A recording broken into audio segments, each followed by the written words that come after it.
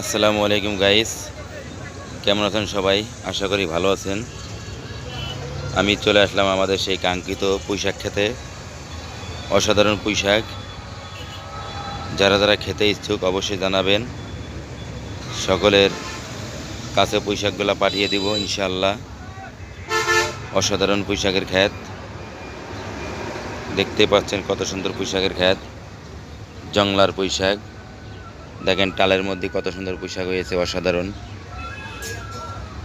দেখতে, খুব ফাইন লাগতেছে। অসাধারণ একটা ক্ষেত, দেখেন এই মাথার থেকে এই মাথা পর্যন্ত প্রচুর পুঁইশাক হয়েছে।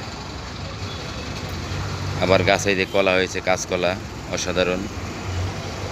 পুঁইশাকের কথা তো আর কি বলবো, চিংড়ি মাছ দিয়ে ইলিশ মাছ দিয়ে পুঁইশাক অনেক ভালো লাগবে।